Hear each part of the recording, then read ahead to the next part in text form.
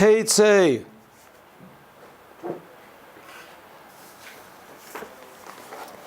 Interestingly, the Torah, even it says that all of its ways are peace and Noam, Shalom. And it says all of its ways are ways of pleasantness and peace. But sometimes in order to have pleasantness and peace, you have to have a war. God made a world where there's a lot of bad things, and sometimes you have to fight against these things. You can't just be a nice person all the time.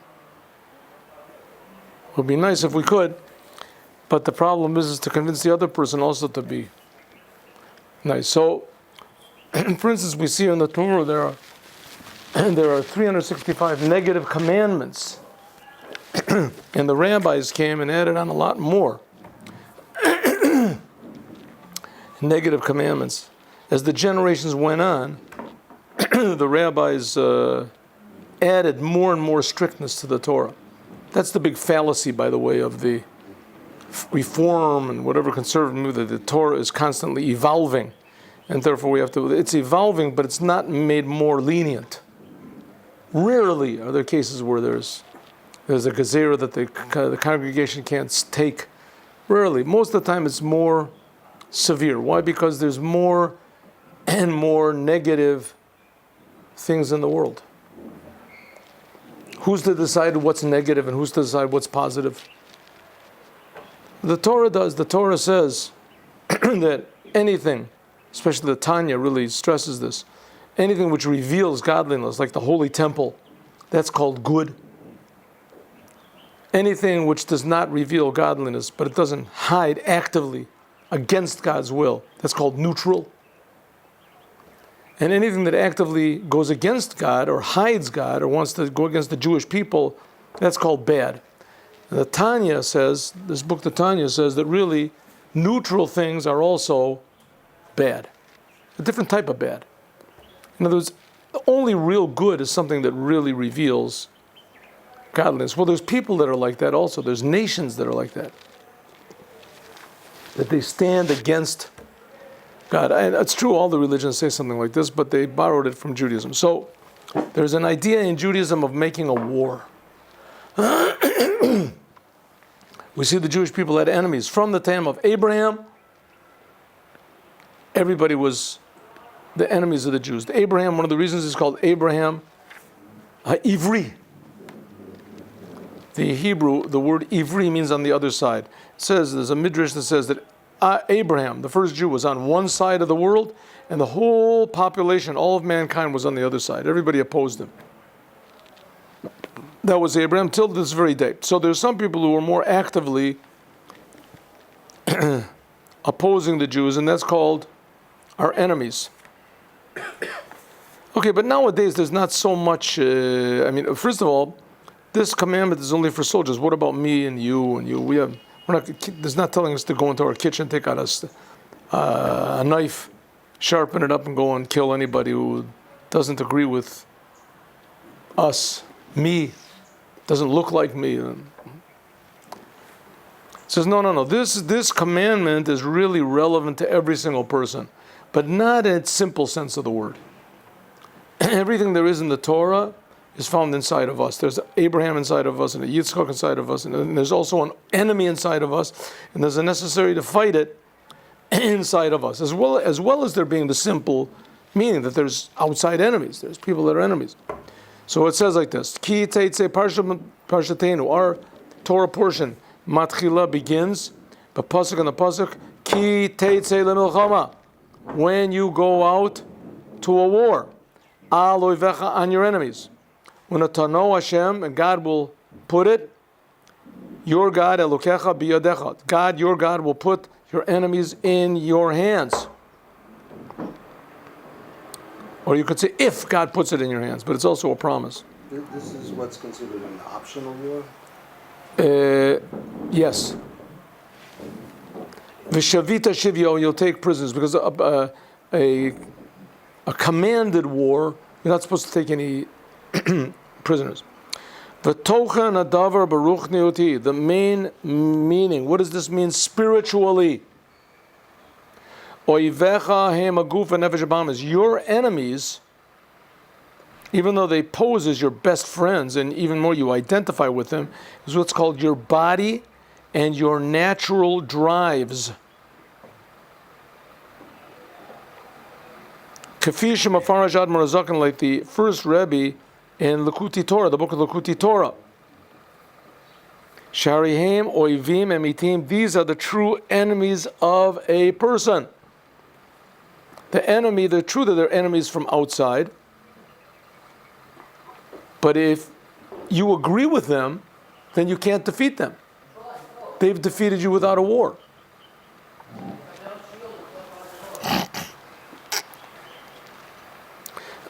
Like we can see, I mean, a terrible example we can see in Israel today, right?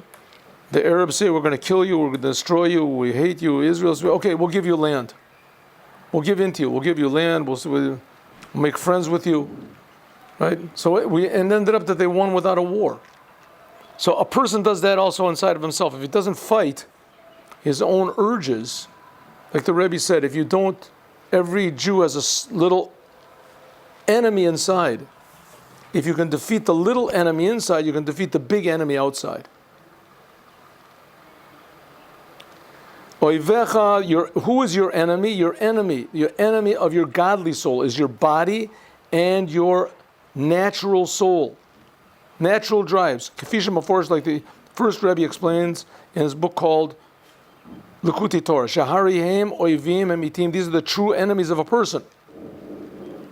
Your enemy, your attitude can be the worst enemy you've got. V'yesh l'tzeit l'milcham aleim, and you have to go with war against your own urges. Who would ever dream such a thing? And that's one of the reasons why the first Rebbe of Chabad was so against Napoleon. Because before Napoleon there was a thing called a king. And a king meant you listen to what the king said. Even though the kings were corrupt people and they were low. But in a way it was better to think that there's someone above me, that I can't 100% trust myself, that I'm not the king. It's better to think those thoughts than to think I am the king and I can do whatever I want. That's what Napoleon wanted. Liberty and fraternity. Liberty, equality. You're the boss. You do whatever you want. You have an urge, follow it. Go after it. Says the Rebbe, that in fact is our enemy. Nachon, amnam, it's true. She'ena kavana lishbor otam. The intention here is not to destroy your enemy. Your body and your natural urges are your enemy. Doesn't mean you have to kill them. Ki im laborum. There it's sort of a little bit, the analogy doesn't apply. We have to purify. Ach b'kol nevertheless, karuch hadavar b'milchama, you still have to make a war. It's a war. Shechen ein hem notnim laborum, because your body and your natural desires, what's called your animal soul, your natural urges, don't want to be refined. They want to be touched. They don't want exactly the opposite. They want to be strengthened. I want to do what I want. I just got to get rid of this shame and this conscience and these things that are impediments to my real expression of self. Happiness. My true happiness, right. Shechen im hem notnim laborum, because if your animal soul and your body allow you to they do not allow you to refine them, it's a very difficult war, very difficult battle. Because the animal soul preceded the godly soul with its claims. As soon as a person is born, he's an animal. Acts like an animal. And therefore, the animal soul, up until the child is, 3 or 13 or whenever he can be educated, or until his bar mitzvah, the animal soul is the only one that has a say. What does the animal soul say? All there is me. I got to think for myself. Dog eat dog. You have to worry about me.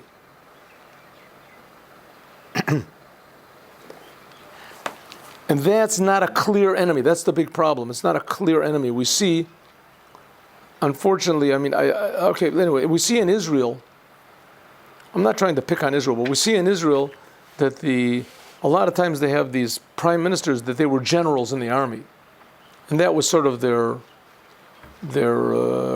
card, the trump card to get into the government. I know how to lead, I know how to rule, I know how to deal, I am a patriot, I'm this. And when they were in the army, they were tremendous, amazing. They defeated the enemy and they knew how to this. But as soon as they get out of the army, and the enemy is not clear anymore.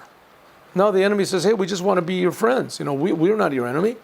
We're your best friends. All we want to do is, maybe intermarry and just give us some land and we'll be friends. So all of a sudden it's not clear what your enemy is, who your really enemy is. Suddenly you start to think, well, why did I make war with these people? It's the same thing with your natural soul, your natural soul, and your body. They're your best friends. I'm the real you. I'm the one you've been looking for. And just do it. Just, do whatever you want. Be yourself.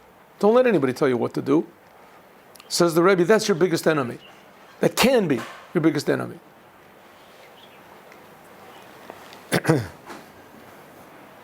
Al kach amar. On this it says, Ki Teitzei lemilchama. You have to go out to make war. Yesh rak letzeit lemilchama. All you have to do is make the decision that you are going to fight against your natural urges. You don't have to destroy them. Just check them out. Put them in check. Fa'az yeshno avtacha. If you just go out and make the decision that you are not going to follow your urges immediately, you're going to think about it. You're going to start to make the war. Just that decision, you're guaranteed. You make that decision, God tells you in this Torah, you're going to win. Guaranteed. That you can defeat your natural selfish urges and not the opposite. Who is the you? The you is your Jewish self, your godly soul. Even more, God will even add on to you. You'll take prisoners. These are the holy, what's called the sparks of holiness, which are in every physical thing. Like it says, Rav Tavuz b'koach shor, that you will refine the world as well. If you just decide you're going to go on war, and your enemy, you decide, I'm going to do what the Torah says and not what I want to do. Did you change anything? You just changed the decision. You made a decision. All of a sudden you have a different objective look at yourself.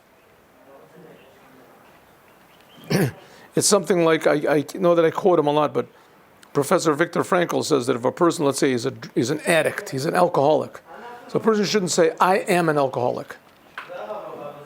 You are a human being. I have a problem with alcoholism. Say, I am angry. I have a problem with anger. And there's the I, and then there's something separate from me. Same thing here. As soon as a person makes a decision, I am going to make a war on my lower desires, on my selfish urges, on my bestial tendencies. You decide that all of a sudden you've separated yourself from them. That says, now God can help you. Now God will help, and you'll see big miracles. If you want. And not only that, says the Rebbe, but even more, there'll be big profit in this world. Your life will be better, more meaningful, more quality in the things that you've got, and you can have more things. So says the Rebbe, Rav Tavuas B'koach Shor, you'll have much energy, it says from an ox. You ever see an ox? Oxes are huge, but if you can harness the power of an ox, there's tremendous benefit from that, more than from a human being. Okay, Herschel. Let's just try to turn this thing on 1 second. Be'inyan mitzvahs asiyas makkah. In the mitzvah of making a fence around your roof.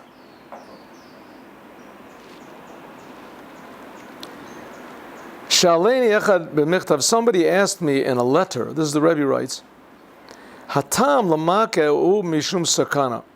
The reason for this ma'akeh is because of a danger. Like it says, Lo tasim damim bebeitecha ki yipol anafol mimenu.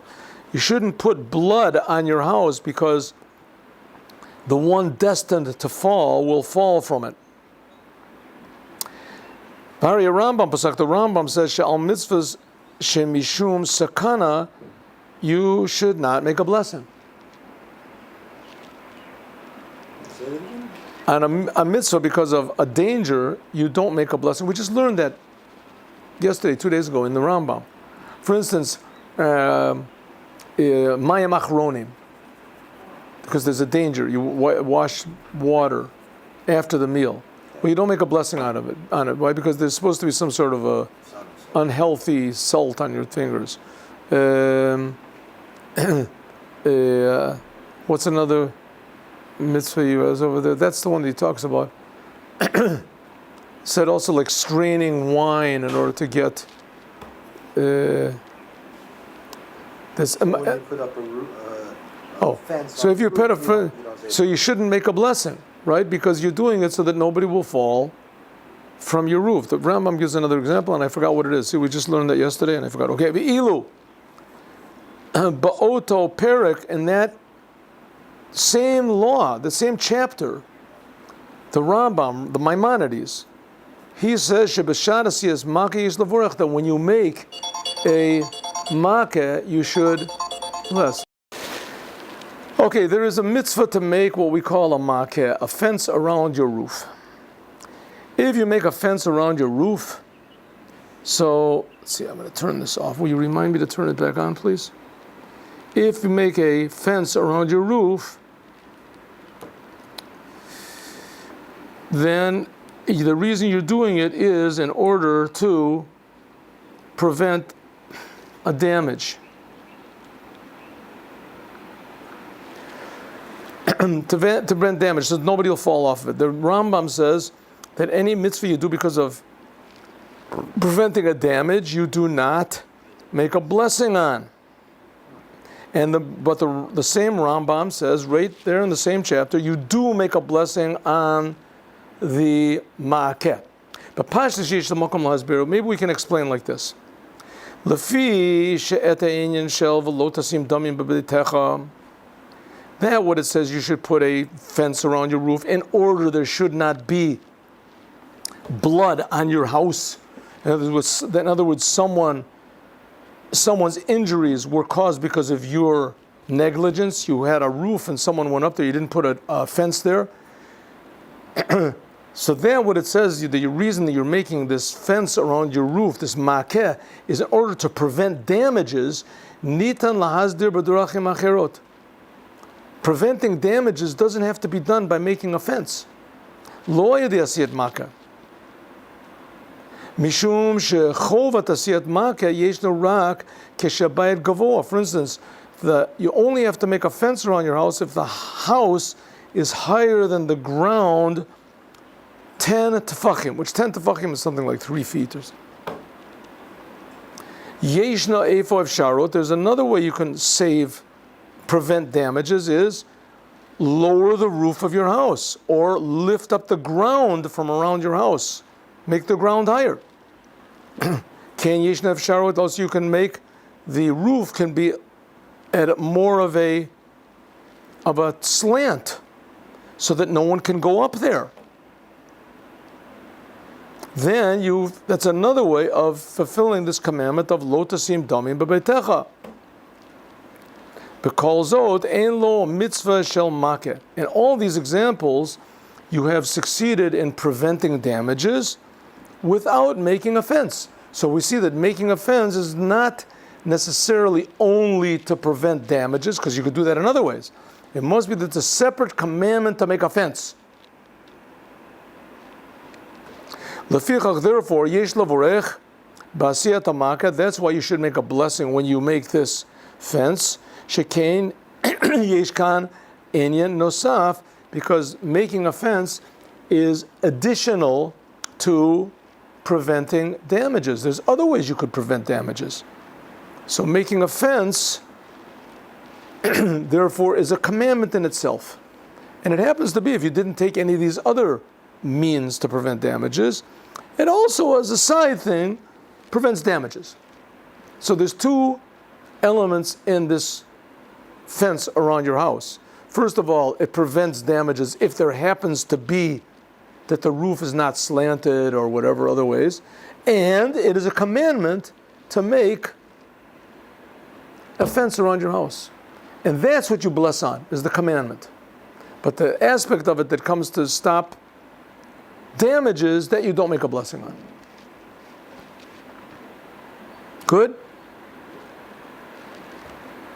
But, says the Rebbe, that's a pretty good explanation. Says the Rebbe, no, it's not so good. This explanation is really not sufficient. Because of the whole reason that you make this makeh is because of a danger, then your question goes back to its original place. Hari al kadon da ein mevorachim. If, in fact, you didn't do any of these other things, and the reason that you made a makeh, a fence around your house, is in fact to stop people falling off, then you shouldn't have to make a blessing, because you're doing it to prevent damage. This commandment of making a fence from your house, okay, Herschel, lo tasim damim b'beitecha. These are two actual different commandments. Lo tasim damim, and the whole idea of not making your house a danger, that no damages should not be incurred because of your house, this is not the reason that we make a makeh. This is not the reason why. The reason we make a makeh is it's a fence. And there's another commandment that you should take care that your house does not damage anyone. Let's see the Rebbe explain. What's the proof? Is the commandment to make the fence around the house or around the roof? Did I say the house? No. I'm sorry. To make a fence around the roof of the house. The Rambam, the Maimonides, he was very, very prolific, especially in the topic of the commandments. So he really explained the commandments from all the sides. And he gave what's called the root of the commandments, certain basic principles in the commandments. Shetami mitzvahs, that the reason for the commandments, the reason for the commandments are not considered to be commandments in themselves. But if you look at what the Rambam, Maimonides, actually counts the commandments, he counts the 613 commandments. Mone Rambam, the Rambam, Maimonides, he counts 2 commandments here. One of them is to make a makeh, that you have to make a fence around your roof. And that's the positive commandment. The negative commandments, he counts lo tasim damim, that you should not put blood on your house. In other words, you should not allow your house to be a danger to people. That's a separate commandment. So we can see from here, shalot tasim damim is not the reason for making the makeh, but rather do not allow your house to make damages. This is a commandment in itself. It's not the reason why we make the makeh. Makoro shel Rambam, the Rambam learns this from one of the midrashim called the Sifri, and there it explains that making a fence around your roof, this is a positive commandment, and not to put blood on your house, in other words, to watch your house so it doesn't damage anyone, this is a negative commandment. Okay, so what do we see so far? What have we gotten up to now? There's a commandment to make a fence around your house, and it seems that this commandment to make a fence, not around your house, around your roof, and it says in the Torah you should put a fence around your roof in order that there should not be blood on your house. that your house should not cause injury. Says the Rebbe, and he learns it from the Sifri, and he learns it from the Rambam, that these are really two separate commandments. The commandment of making a fence around your house is one commandment. The commandment of not allowing your house to be a danger has nothing to do with making the fence around your house. Typically, the commandment does not include the Avoiding damage. no the result. Like this really logically it's two different things. The offense. It wouldn't never say don't eat the matzah because you're gonna do something blah blah blah blah. Right. Interesting. It's two different commandments. Okay. Okay, but on the other hand, what do you mean it's two different commandments? I mean, that's not what the Torah says, though. The Torah says you should put taseh makal l'gagecha laman. It says you should put a fence around your roof in order. That's what it says. In order that there shouldn't be any damages to your house. Lo tasim damim. And this Parshat also says that you should chase away the mother and take the babies or the chicks or the eggs, so it'll be good for you and you'll have a long life. That's also similar construction. Something like that. I have to see the original sentence. I don't.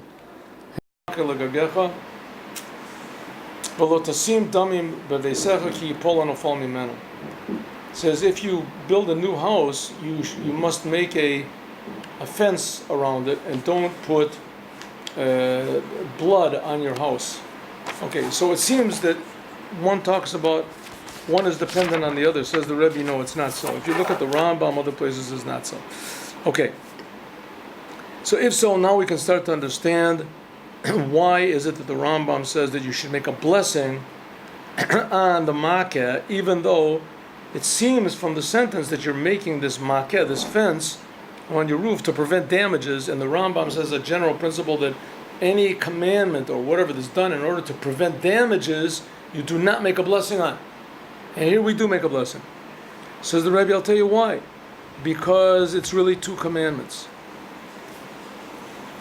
Therefore you must make a blessing.